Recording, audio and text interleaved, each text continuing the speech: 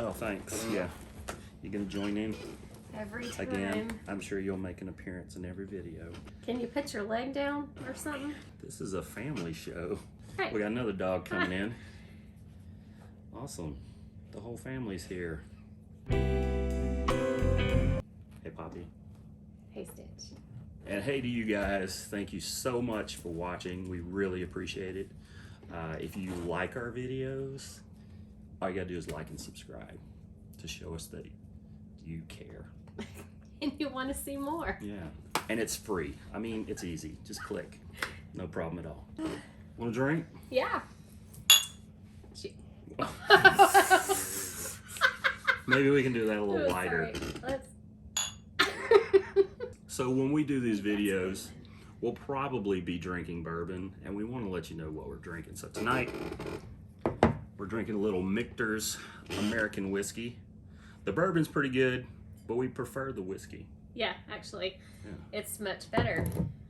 I don't know why. I don't know what makes it better. It tastes better. It tastes better. It has a better taste. That's what I like about it. All right, so today's topic is probably the most important thing for you to master in your marriage. Okay, this could be the difference between a successful marriage and a failed marriage. What do you think? Oh yeah, for sure. This is definitely a really, really important topic, I think. And it's a topic that you kind of have to establish at some point. The earlier, the better. But, Yeah. you could be 50 years into your marriage and not have done this and do it, and it will benefit you It'll make a difference. tremendously. Make a difference. Mm-hmm. If you didn't read the title of the video, it's Fighting Fair. Yeah. Okay, so our topic is fighting fair, and the first thing we want to talk about is establishing boundaries. Right. And this is where I was coming from with this is the thing that you have to do in a moment of non-anger. As soon as possible into your marriage and when you're not angry. Yeah. You have to have a conversation about what fighting fair looks like to you. And in that, I mean, like, you have to have this conversation about where your boundaries are. These are things that I'm not okay with happening when we fight. Yep. These are things that are acceptable. And I think it's fair to say, too, that a lot of times your boundaries won't be the same. And here's an example that is kind of one or two things that we established. She is not okay with being called certain names. And if I cross that line, it's going to hurt her a lot. Yeah. So stay away from those. Something for me is I don't, just because we're arguing doesn't mean that we're gonna get a divorce. Okay. Everybody argues. Not every argument is gonna lead to divorce, and so she won't ever mention divorce in our argument. It's just not a good idea, and that's one of my boundaries. Right. Well, one of your boundaries early on, you said, if you say these words, mean them. Yeah, if you ever So- say it, you better mean it. So we don't, those are words we don't toss around. And another thing that was a really easy one for us to agree upon was we don't get physical. That we don't Until get we're physical. done arguing. And not, oh. Let's get physical. Every time you're going to say. I hope Davis can't hear us. Every time. And when I say not get physical, I don't just mean with each other, but I mean with things. Yeah. We don't throw things. We don't throw. We just take it out on our pets. Well, there are dishes. No, Just kidding. we don't. ASPCA, please do not contact me. No. Another thing to keep in mind when you're arguing is keep your cool. Yeah. That's when it escalates and you do start throwing dishes and you do start doing some of the things that you're going to regret the next morning. If you're in a place where your argument is going to not get you anywhere and it's just going to make things worse, I am a firm believer that you stop, that you wait. Do it once you guys get your cool. With us, I'll go ahead and say, we can't argue when we're drunk. Mm-mm. No, it does not help. So we will go to bed, we'll wake up, and then we'll figure it out in the morning. And I will say that he is very good at recognizing that, that the argument is getting us nowhere, and he will call it to a halt. And I will also admittingly say that that is not always easy for me. Yeah, she doesn't want to. I don't want to stop the argument because I don't like non-resolution. So I want to get all of my everything out, and you don't have to say anything, but I just want to get it out, and then we can go to sleep. This is leading right into the next thing, which is focus on listening. A lot of times, all we're thinking about is what we're going to say when the other person stops talking. Don't do that. Focus on listening so you actually hear where the other person's coming from, what they're actually saying, because words are important. Mhm. Words mean things. You Right. have to say what you mean what you say. And if they're saying what they mean, you need to listen and understand where they're coming from. And recognize too that sometimes, like, just piggybacking off the last, sometimes that's not going to happen. No. Sometimes somebody will be the responsible one to say, this is not getting us Yeah. anywhere. Or you're not listening to me. Let's just wait. Right. Or you're not listening to me. Or you might be listening, but you're on two different separate pages. You know, you're interpreting something that they don't mean, and that can lead to problems. So make sure you're actually on the same page. The next thing is take turns. So when you are listening, that means you're listening. They're talking. What we do is we use a listening stick. Whoever has the listening stick gets. No, we don't. We don't do that. We don't use a listening. You're so full of crap. No, we do not. And we don't always take turns. I mean, these are guidelines that you should be doing, and as long as you have them in your mind and you know, if you're interrupting the other person every time they try to speak, in the back of your mind you're not fighting fair. I think that's a good rule of thumb. Like, I think generally speaking, if you've established boundaries, it's probably the most important thing of all. Because if you've established those boundaries, you're going to know. Mm-hmm. You're going to know if the fight that you're having is mutually fair, or if it is We're going well. not going well. And one of the things that can really derail an argument is when you get off track, when you don't stick to the argument. Yeah. And that's the next thing. Stick to the argument. Don't start bringing up stuff from the past unless it is directly related to what is going on. And I think that that's something that can happen.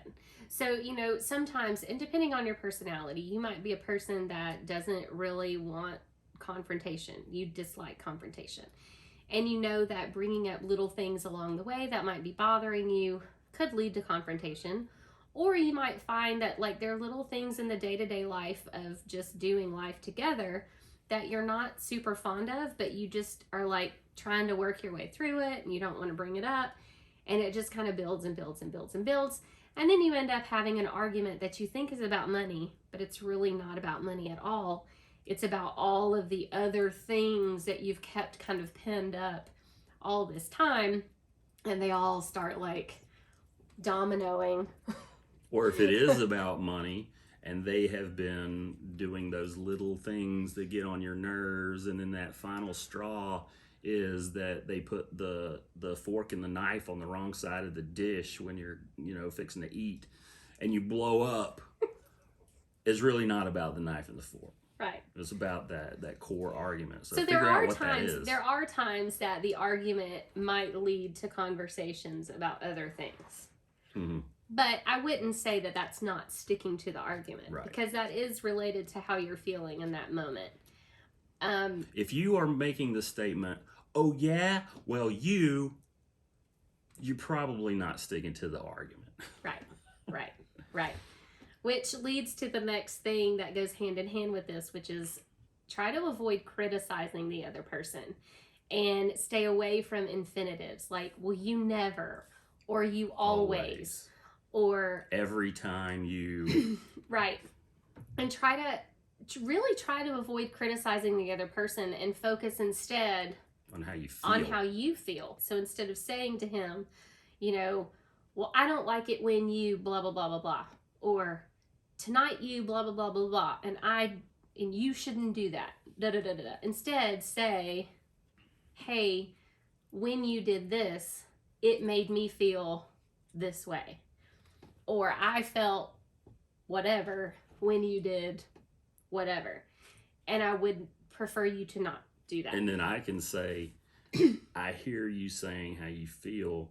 I didn't mean it that way, or the reason why. And then you can sort of explain your side of the story, you know, and you're hearing what they're feeling versus them criticizing you and you putting up a wall, and then you feel like you need to come back. Right. It at them. definitely minimizes defensiveness. Yeah. If you're focusing on how you're feeling in that moment or about that thing, it minimizes the defensiveness of the other person. Mm-hmm. And if they are doing their part to listen to you, then you can have a good. We've had a lot of times, I mean, since we've gotten better at this, that arguments have even not happened because we've been able to say, hey, I felt like this when you did that. I would have preferred blah, blah, blah. And then the other person says, is like, oh, I didn't realize. I didn't realize.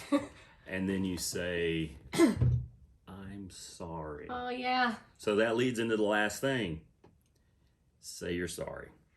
At some point, you have to apologize. And it's not about who should apologize first. And ever. most times with us, our arguments end with both of us apologizing. Mm-hmm. Because usually both of us did something wrong. So whether it was instigated by this person or that person usually doesn't matter, because you instigated something, then I came back at you, and it was a problem, you know, that we both created. Right. So we usually both say, I'm sorry. Now, sometimes I'm sorry doesn't come until the next day or 2 days after. And that's my fault because it takes me a while to kind of come down and Well, really- I think those are words that are difficult for some people. I think they are words that come a lot easier to others. Like saying I'm sorry comes very easily to me. And that is not to say that I don't mean because it. she's wrong a lot, so she gets to practice it. It's just I don't- flows right out. It really makes me feel. I just I'm listening. stop it. But you know, like that doesn't mean that when I say those words, they don't mean anything. They definitely mean something. Don't say, well, I'm sorry that you didn't understand what I meant. Right, that's not an apology. And that is an important point. It's not an apology to say, I'm sorry that You. I'm sorry XYZ. that you got your feelings hurt. Or I'm sorry that, you know, yeah, those aren't real apologies. And that's about it for fighting fair. I forgot my favorite one. Oh, what is it? Making up. Oh, well, I sort of referenced that. Let's get physical. That's my favorite part. Yeah. These videos are PG-13, so We should maybe say that disclaimer earlier. earlier at the beginning instead of the end. Hmm. You didn't drink much. I mean, because I felt like I was drinking it faster than you, so I was like, maybe I should slow down. These people are going to think something about me. Maybe you just talk too much. I don't. Never. You? Pancakes and lobster. Extra butter and syrup. Oh, There I were, forgot to hit record. are you serious?